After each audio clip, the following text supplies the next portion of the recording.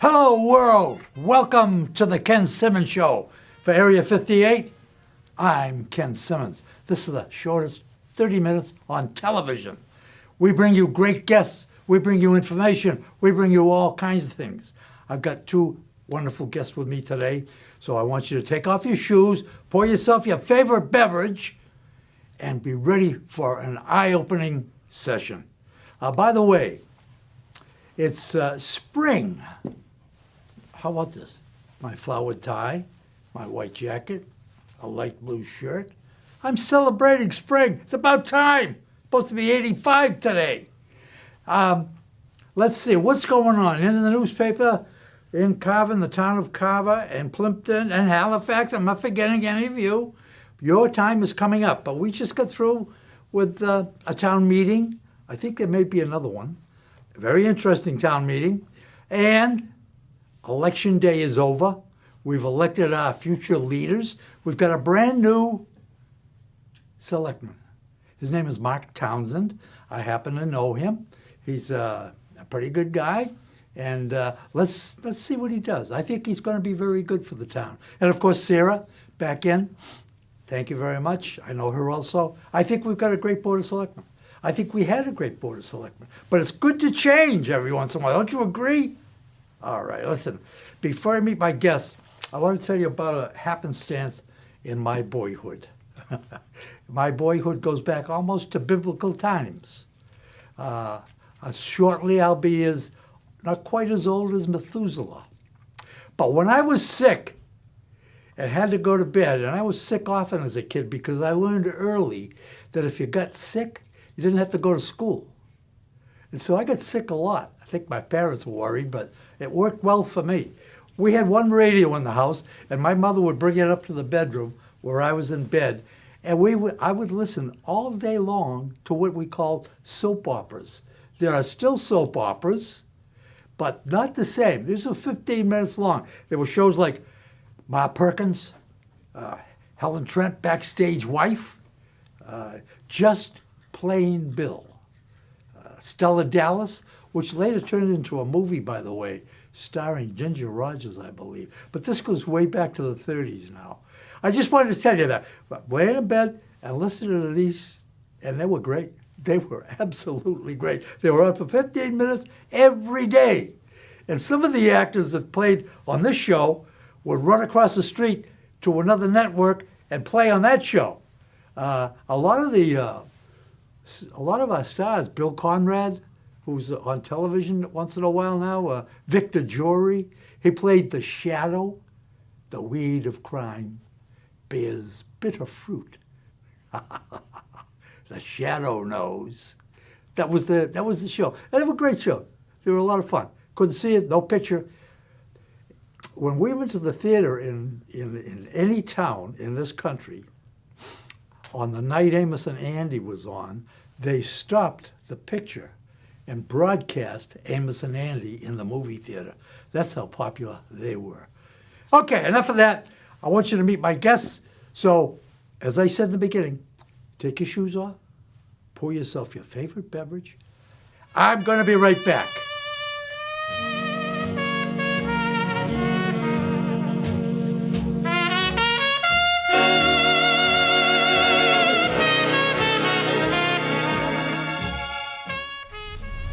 Hey, we're back. I can continue my love affair with you. You know how much I love you. That's why I bring you wonderful guests.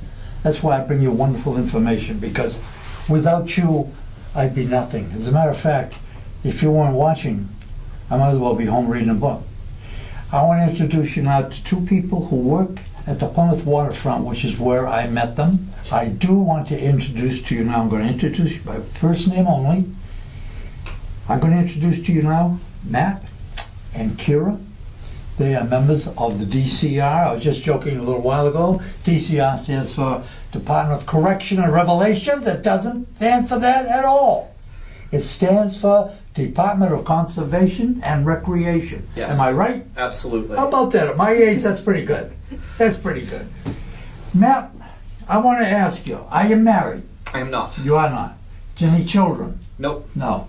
And you know, in the old days, if you asked somebody if they were married and they said no, you would never ask if they had any children. But now it seems to be the thing to do. I see other people doing it. Krya, married, Not yet. no children. No children. Do you live in Plymouth? I do not. Currently, I'm living quite a commute away from here, technically down in Rhode Island right now. And you live in Plymouth? I live in Plymouth, Yes. about a half mile from the park. So you could almost walk to work every day. I usually do. That's kind of handy. It's very nice. What school? I went to Fitchburg State College. It's now Fitchburg State University. Oh, wow. But I studied communications with a specialty in graphic design. You study communications. That's I did. interesting. I had a lot of friends who were TV film majors. Oh, so- wow. I studied communications, but a long, long time ago, and not in a college. It was a separate school. Cambridge School of Radio and Television Broadcasting.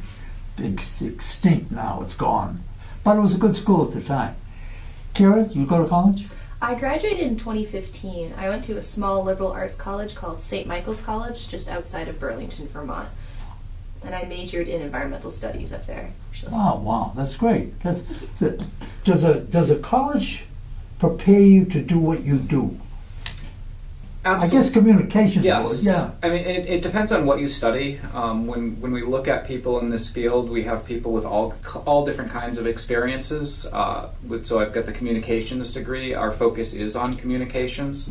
Other people study something that's more directly in line with the resource that they're talking about. So it could be history, it could be geology, and you can actually major in the field of heritage interpretation.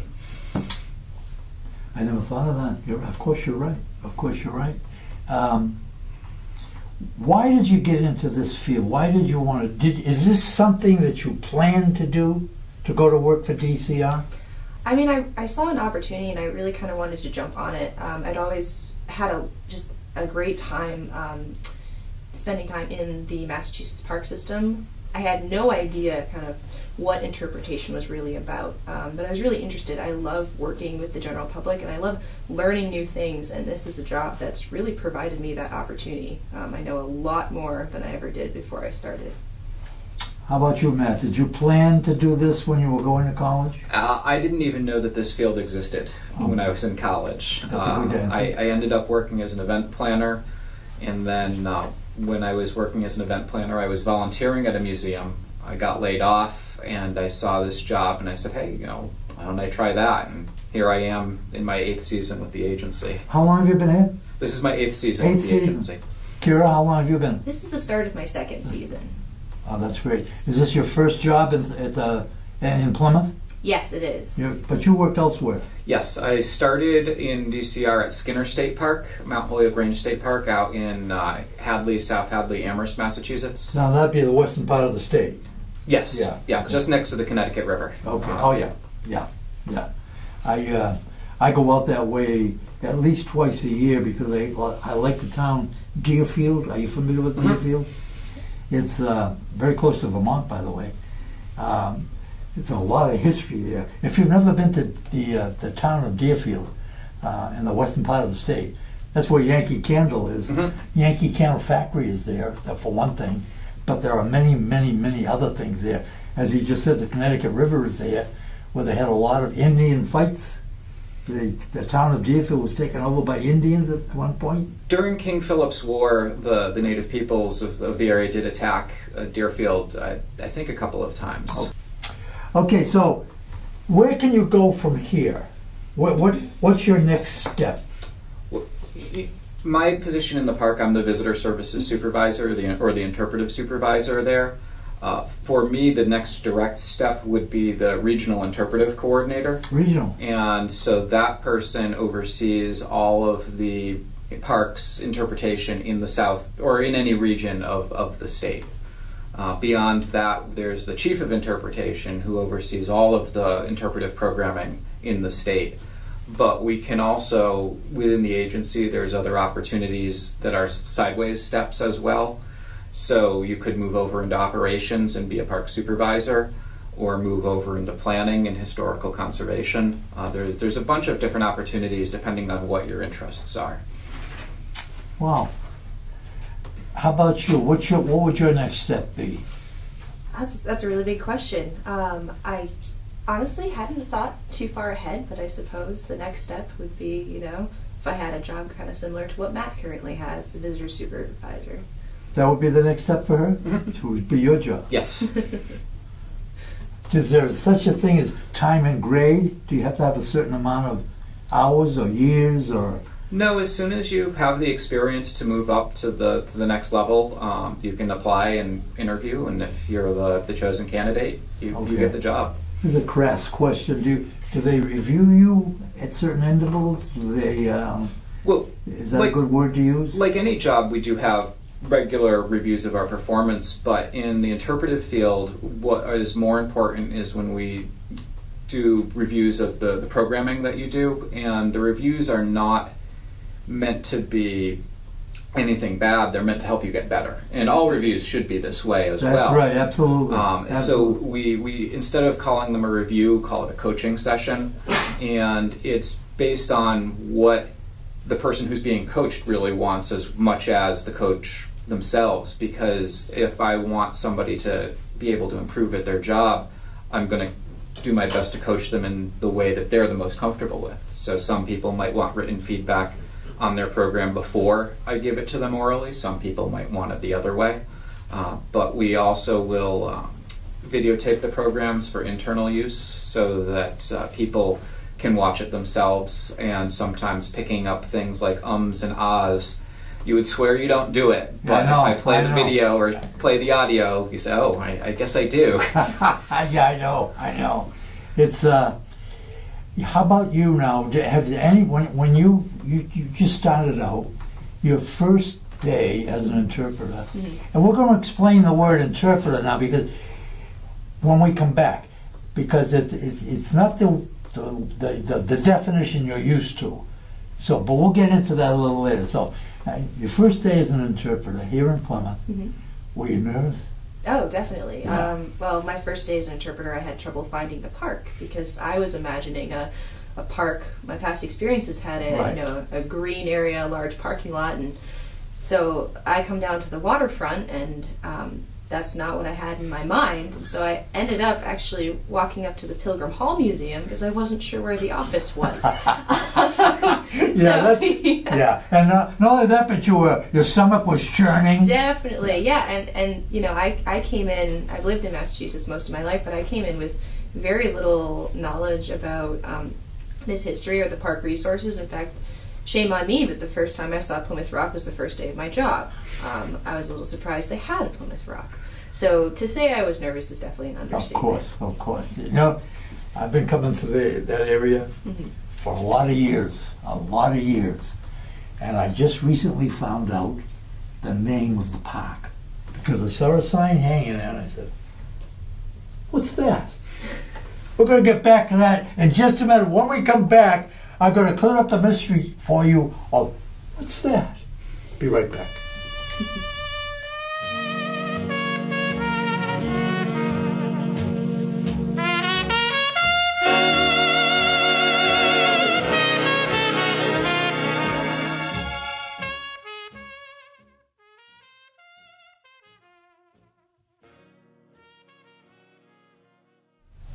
Okay, we're back.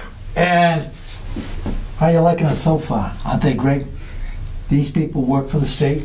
It's a state park that they work in. If you're ever down the waterfront and you see these two good-looking people, say hi to them. Because they'll say hi back to you with a great big smile. They just hired a new guy. His name is David, I believe. And he's brand new on the job, PhD. And when he sees somebody, they say hi to him. He gets the biggest, broadest grin on his face. He's a very, very nice guy. Okay. To explain to the people, Matt, or Kira, or both, what is an interpreter? So the textbook definition of interpretation is it's a mission-based communications process that seeks to forge emotional and intellectual connections between the interests of the audience and the meanings of the resource, which is a lot of fancy words.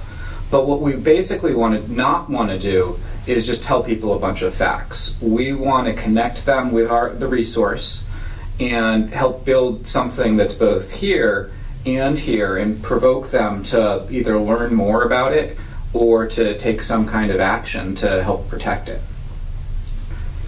Anything to add to that, Kira? No, I mean, that pretty much summed it up. It's really about just connecting the audience to the resources. Why does it matter? Why do you care? That's kind of the big questions that we try to help them answer. Anybody ever thrown you a curve? Like, what kind of a motor did the Mayflower have? People definitely love to joke about that Yeah. sometimes, for There sure. are wise guys out there who will try to trip you up, you know that. Absolutely. Has it happened to you in your young career? No, I mean, I've gotten some of those comments, and when I know that they're joking, sometimes I'll tease them back and I'll say, oh yes, and this was the rock that was thrown via trebuchet into the water. And I always follow that up by saying, but actually, maybe it's not exactly what you expected, it's not what you imagined it would look like, but for these reasons, it's still very valuable. Has anybody ever thrown you a curve? It's sometimes, nothing specific comes to mind. A lot of times we get people who are a little bit confused about the history. It's been a while since they've learned about the history of the Pilgrims, and they get some of those stories, like, so was Columbus here? They get the stories a little bit mixed up, and that's fine. I'm sure that you know plenty of stuff that I don't know, and our job is to help make everything more clear for them. I'm going to ask you a question. Did the Mayflower really park there at the Rock? The Mayflower, 100% no. The Mayflower was actually too big for the harbor. She anchored by the mouth of the harbor, and they came ashore in a smaller vessel. That smaller vessel, it's called a shallop. If they came ashore on the Rock, it would have been that vessel. Did they actually? Well, that's what the oral tradition tells us. Do I think they did? No. Mostly because sailors, as a rule, want to avoid rocks. They break things. So we do know they definitely saw it. The original settlement is only about 500 feet from the Rock. But did they actually step on it? As Kira likes to say, the only people that could tell us for sure are long dead. But what we try to emphasize is that it doesn't really matter if they stepped on it or not. It matters because it's a symbol, and it represents so many different things associated with the stories. Yeah, that's what it is. You're right, a symbol. It's just, we know they landed, didn't they go down the Cape first? Mm-hmm. And they decided not to land there? Yes, they initially came ashore in Provincetown. They explored the Cape for about a month before coming into Plymouth. A month, that long? Yeah. Wow. Part of that was they had to assemble the shallop. The shallop came over in the hold of the Mayflower in pieces, so it took 2 or 3 weeks to get it put together. And the exploratory party arrived in Plymouth around December 10th or 11th, and then they went back to Provincetown, talked about all the spots that they saw, and decided on Plymouth and got into Plymouth Harbor on December 24th. Now they say that Plymouth is America's hometown. Why isn't Jamestown? Let Kira answer that. So Jamestown was actually established before Plymouth. Jamestown was established in 1607. It's about 13 years beforehand. The reason that Plymouth is kind of labeled as America's hometown is not because it was settled first, but because it is the oldest continuously lived in English settlement. So Jamestown actually had to be abandoned at one point. So there were no English people living there, but Plymouth, kind of since its creation in 1620, has had English settlers living there, and that's why it's America's hometown. What is the name of the park you work in? I work at Pilgrim Memorial State Park. Pilgrim Memorial. Isn't there a sign there with a man's name on it? Up by... Oh, the pier? Mm-hmm. It's the Fraser Memorial Pier? Yeah. Yeah. He was... That's not Fraser Memorial State Park? No, that's just the name of the pier. And I believe, I could be wrong, but I believe he was one of the selectmen in town in the mid-20th century who helped get the pier preserved, but I'd have to check on that. Okay. So let's square that away with the people right now, the people watching. That is a state park. It's overseen by the state. Mm-hmm. You people are state employees. Mm-hmm. Tim and Michelle are state employees, mm-hmm. right? Yep. Are they DCR as well? Yep. So Yep. you're all DCR. Yes. If they came on the show, it would be a different show, wouldn't it? Because they take care of the grounds Yes. and see that now, there's a heck of a lot of stuff going on down there. I think the people deserve to know, especially we reach Plymouth, Halifax, and Carver, which is where we are right now. And we're also on YouTube, and we're on the net. So a lot of people see this show. I think they deserve to know, is the park going to be disrupted? Is there going to be a time when they can't come down there and walk around anymore for a period of time? Well, with the 2020 improvements, we are doing some Can I significant. stop you right there? The 2020 improvements, we're going to celebrate the 400th anniversary of the landing of the Mayflower in 2020. That's what he's referring to. Go ahead. We are going to be doing work to the park. There will always be access to Plymouth Rock, to the Plymouth Plantation exhibit, to the gift shops, to the bathrooms. The concerts this Bathrooms season. are very important. Yes, the bathrooms are very important. The concerts did have to move this summer, but we'll be back next year. The concert will have to move? Yes, Oh. but that's only for this summer. Do you know where they're going to move to yet? The Wednesday night concerts, I believe, are at the Chamber of Commerce lawn on Court Street. Take note. The Thursday concerts, I don't know if that's been finalized yet. Okay. We will bring you more information on that as we get it from these people. Right now, it's in the planning stage. Everything's being planned. That semicircle that I park in all the time, is that going to be eliminated? No. It's not. That's good news. Thank you very much. What you're doing now, the two of you, if you had it to do over again, would you do the same thing? In terms of It's my a job. Yeah. I mean, I would definitely take this job again. Yeah. I really enjoy it. It's not often I've taken a job where I get to learn something every time I'm developing a new Yeah, program. that's a good point. Yeah. And you get such a wide variety of people. I mean, that's what really keeps things interesting. I might share kind of the same information kind of every other time I talk to a visitor, but their interactions with me are always different. People come from all over. When I first met you, and even now, you seem very reticent. You seem very withdrawn. And so when I first met you, I said, well, how's she going to...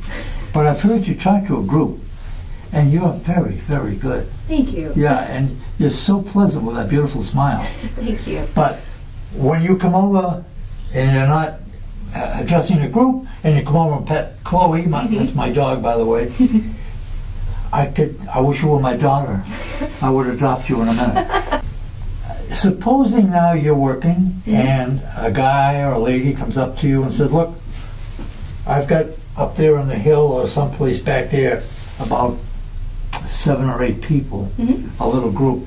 Could you address them as far as the rock is concerned and so forth? Would you accept that? Can you accept that?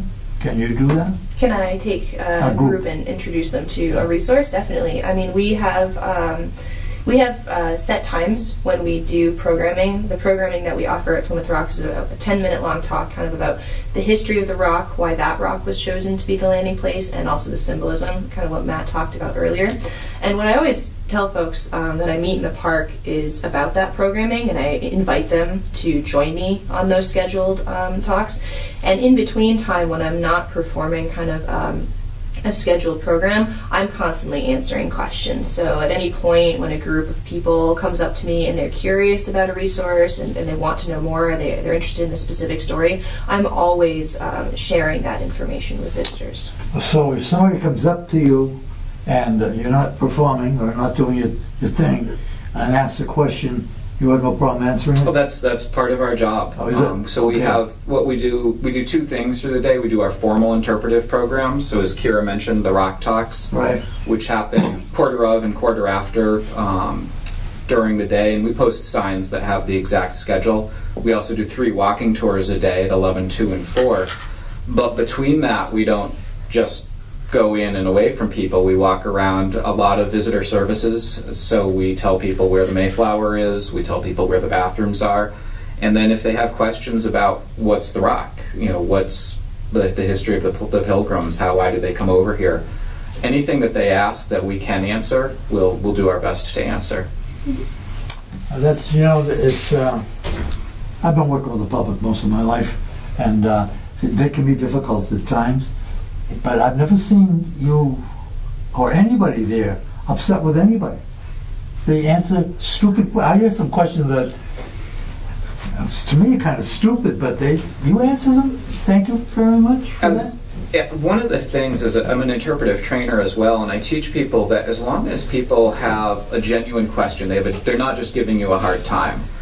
There's no such thing as a stupid question. They may not know the answer to something that you think is very simple, but it doesn't matter. They have a genuine desire to learn that, so it's not a stupid question. Okay. You get a lot of, is that corrected. real? I stand corrected. But then there are times that people do occasionally give us a little bit of a hard time. And Yeah.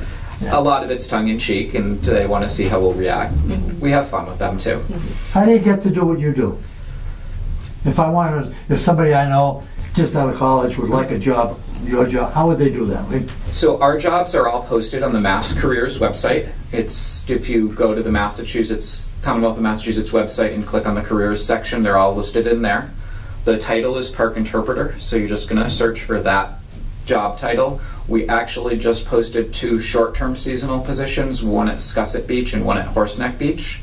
So we'll be hiring those, just summer seasonals soon. Now? You're hiring now? We're hiring now for those 2 parks. You hear that, you people? Anybody out there that's just out of college? Or how about somebody that's just a summer vacation? Yep. That particular position is only 3 months long, so Oh, somebody okay. in college could do it. But DCR Wow, does have what a a lot great of way! positions open right now. What a great way to spend your summer. Make a few bucks and learn something and be with people. How can you beat that? So okay then. So you apply. We, just like any application process, we pick the candidates that we're going to interview. We do the interview process, and then after the interviews, we send up the chosen candidate for approval, and then contact them and get them started. All right, great. We're about to close. If you got anything you'd like to say to the people, that's your camera over there. If there's anything you'd like to say, either one of you or both of you, please do it now. Yeah, just come on down to Pilgrim Memorial State Park, say hi. We're a park that's for the locals as well as the tourists. We welcome everybody. And on May 6th and May 20th, we'll be doing a special walking tour for Preservation Month. May is Preservation Month, and you can get information on that program from the DCR website. Kara? Yeah, just to reiterate, visit us. Come and check it out. And at the very least, it's a beautiful place to take a stroll. You might learn something when you're down there. Great. I want to thank Matt and Kira Thank for you. taking the time out to come up here, come on my show. I look forward to seeing you every day. You make my day. Thank you so much for being here. And when they are here, give them a shot. I have handed me a message live on camera. We at Area 58, and I think I speak for the town of Carver, but I want to thank Helen Marone and Bob Bentley for their years of service. Helen as selectman and Bob Bentley as a very difficult job, moderator. I know them both. I love them both. I think they're great. And welcome Sean Clancy, the new town moderator, and of course Mike Townsend, the new selectman. Okay, that's it. That's it for today. Great guests. Have a great guest next time. Until then, keep a song in your heart. Goodbye, and God bless. I'm Ken Simmons. Thank you, guys. Thank you. Thank you, Kira. Thank you.